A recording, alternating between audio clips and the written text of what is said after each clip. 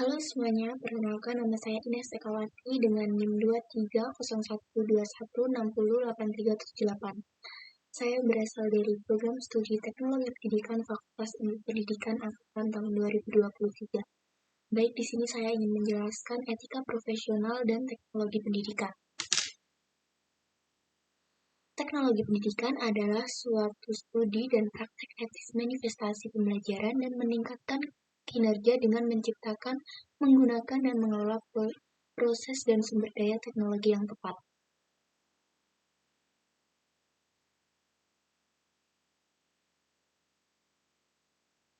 Bab ini membahas etika profesional para teknolog terlebih dahulu secara sosiologis dan historis, kemudian dengan mengkaji sistematis saat ini, dan terakhir dalam memprediksi bidang kemajuan dan pertumbuhan.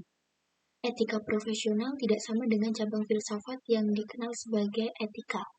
Kata tidak etis secara profesional juga tidak boleh diterima sebagai eufemisme untuk tindakan yang melanggar hukum, tidak bermoral, berdosa, atau melanggar peraturan yang tepat kerja. Disarankan agar ketika berbicara atau menulis tentang etika profesi, kalimat lengkap digunakan untuk menghindari kesalahpahaman. Disarankan juga agar referensi dibuat untuk menegakkan prinsip-prinsip spesifik yang diberikan dalam AECT Code.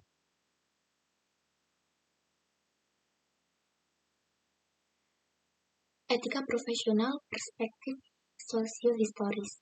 Etika profesi diintai untuk sosiologi sebagai wilayah intelektual oleh Durkheim dalam 3 kuliah tentang etika profesi yang pertama kali disampaikan pada tahun 1890-an.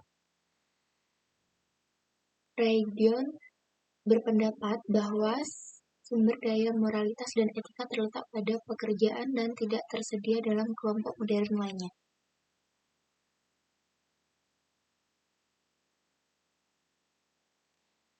Selanjutnya, etika profesional untuk teknologi pendidikan sama seperti etika profesi lainnya karena merupakan standar budaya. Etika profesional dinegosiasikan secara politis dan dipertahankan sebagai tradisi. Segala sesuatu sebagaimana dianggap secara konvensional jarang didasarkan pada pemahaman proses sebab akibat. Secara khusus, hal-hal sosial cenderung tidak isomorfik dengan cara pandang mereka terhadap kebijakan konvensional yang sangat subjektif. Tidak mengherankan tujuan dari akal sehat mereka bukan untuk membantu penyelidikan para ilmuwan sosial, namun untuk mendukung tatanan yang sudah mapan. Artinya, semua kelompok sosial membuat aturan dan berbudaya pada waktu tertentu dan dalam keadaan tertentu untuk menegakkannya. Saat ini yang dipermasalahkan adalah penyimpangan, yang biasanya dibenarkan melalui analogi medis sebagai perilaku yang dianggap sakit. Kesepakatan menyeluruh di antara semua orang mengenai apa yang dimaksud dengan penyakit sosial adalah hal yang tidak bisa dan tidak akan lebih mencerahkan jika kita menerima bahwa kelompok sosial menciptakan penyimpangan dengan membuat aturan-aturan yang pelanggarannya merupakan penyimpangan, dan dengan menerapkan aturan-aturan tersebut kepada orang-orang tertentu dan memberikan label pada mereka sebagai orang luar.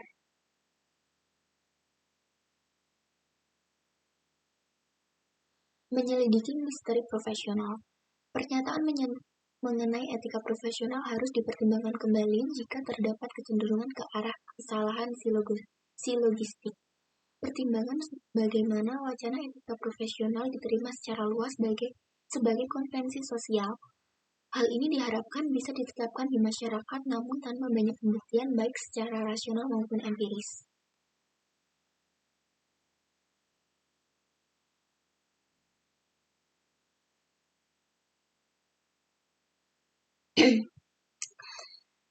Setiap profesi memilih dan menegosiasikan kesulitan etikanya dengan kode etik yang sama yang mengatur profesinya. Dengan kata lain, kode etik menetapkan hal-hal yang ingin dicegah, yaitu pelanggaran etika sudah diperkirakan terjadi karena hal tersebut disebutkan dan kemudian kesalahan dapat dilimpahkan kepada individu atau kelompok. Etika profesi tidak mengontrol secara langsung dan tidak dapat memaksimalkan perilaku yang baik. Kecenderungan untuk menjadi baik kemungkinan besar akan tersebar ke seluruh populasi seperti halnya kecerdasan.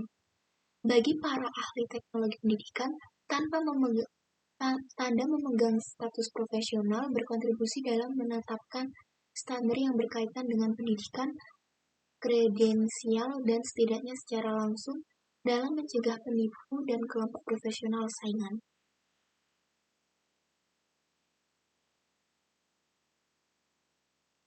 Etika profesional adalah aspek misterius dari teknologi pendidikan.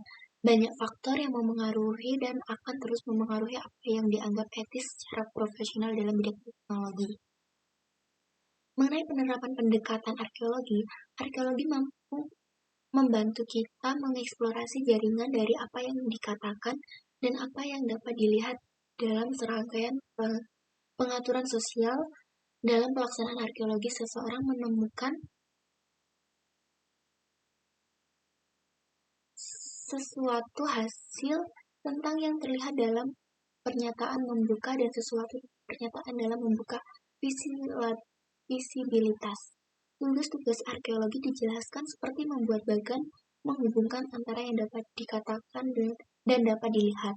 Dan hal ini ditunjukkan melalui analisis arkeologi sekolah.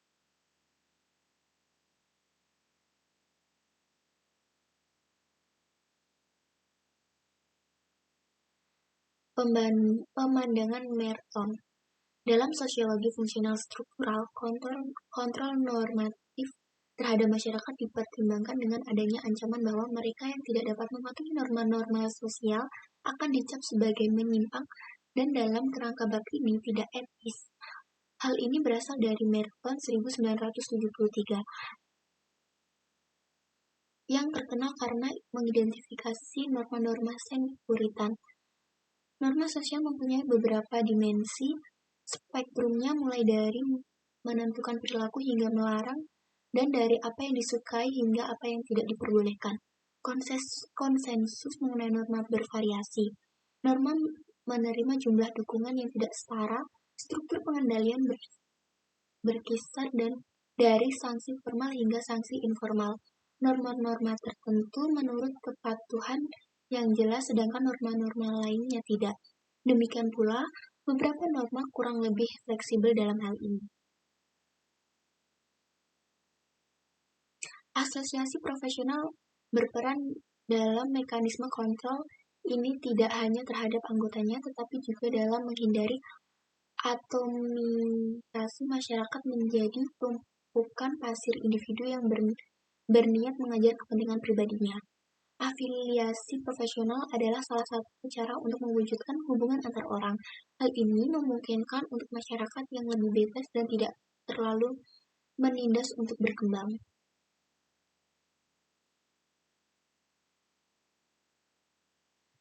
Nah, profesionalisme sendiri berasal dari kata profesional yang berkumpul, memandang dirinya berada dalam satu profesi, dan dipandang demikian oleh orang lain. Etika profesional mengungkapkan profesionalisme dengan bersikap normatif dan dapat didefinisikan melalui keyakinan dan perilaku yang dapat diamati.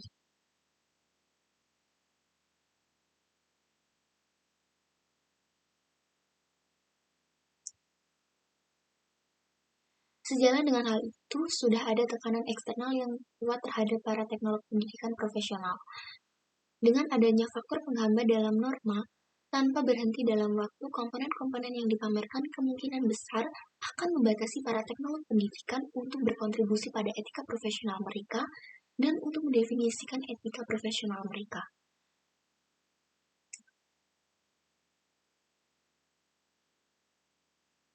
Dasar-dasar pemikiran filsafat pragmatis. Salah satu klise budaya Amerika yang paling bertahan lama adalah manfaat pendidikan yang bersifat penebusan.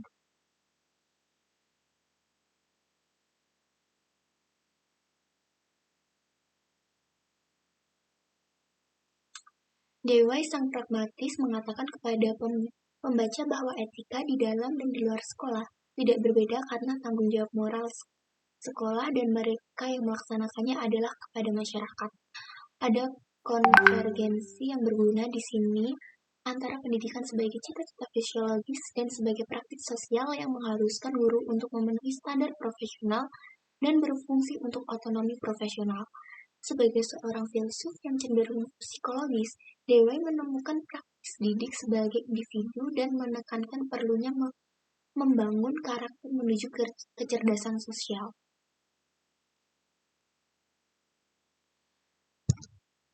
Sintetis Dewey memberikan arah yang diinginkan bagi pendidikan ke abad baru dan mendukung progresisme sebagai pendekatan etis terhadap pendidikan massal.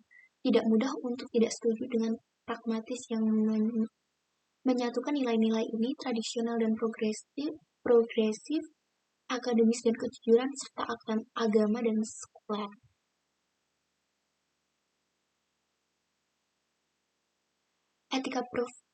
Etika filosofis Dewey melindungi pendidikan dengan baik, yaitu sebagaimana mestinya berdasarkan etika Puritan yang sudah jadi dan mendasar diterima begitu saja.